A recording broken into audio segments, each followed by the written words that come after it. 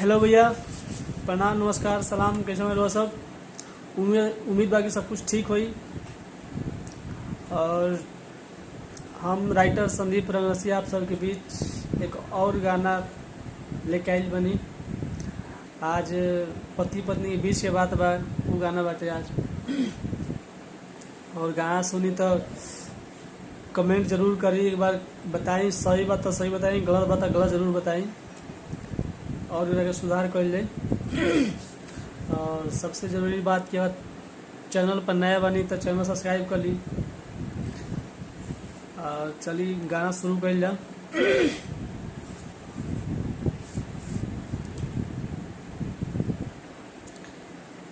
दियावा बुतावे जब पियावा हमार, अरे दियावा बुतावे जब पियावा हमार, हम जान जाने सोया करो चाहते रे प्यार। दियावा बुतावे जब पियावा हमार, अरे दियावा बुतावे जब पियावा हमार, हम जान जाने सोया करो चाहते रे प्यार।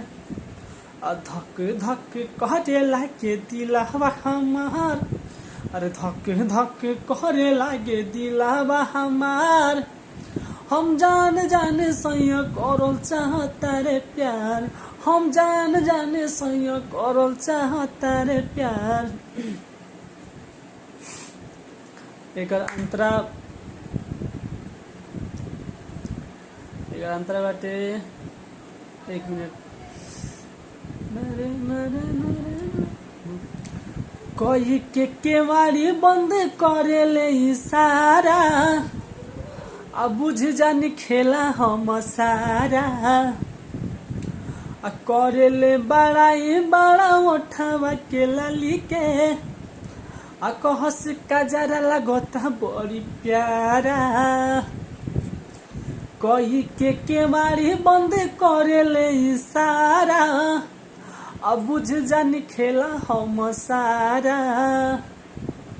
करे ले बड़ा उठावा के लाली के, कहस का जरा लगता बड़ी प्यारा। एके बतिया के जब बोलस बार बार, अरे एके बतिया के जब बोलस बार बार, हम जान जाने सोया करल चाहता रे प्यार।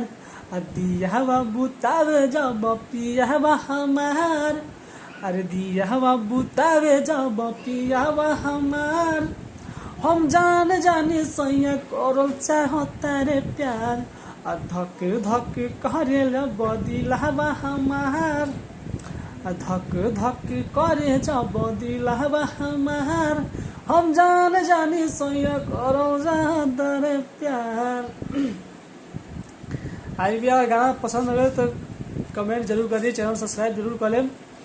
और फिर से एक बार कहब कि और नया सिंगर बानी तो ऐसा बात नहीं कि हाँ खाली मतलब तो सब कॉपी गाना, मतलब कि गाना सब कॉपी आते। नया ट्रैक भी लिखे नहीं हम, लेकिन नया ट्रैक अभी नहीं सुना सका तो हम कैसे मजबूरी बा ना सुना। नया गाना बहुत मेहनत लगल, नया गाना सुना में बनाओ में के नया धुन बनावल बहुत दिमाग के खेल बाटे। में नया धुन जल्दी बनल ना तो नया ट्रैक हम नहीं सुना सकत, पर खातिर माफ़ी। लेकिन हाँ कंटेक्ट करी, अच्छा गावत रही तो ज़रूर गाना दे। बस नमस्कार, वीडियो देखने के लिए बहुत बहुत धन्यवाद।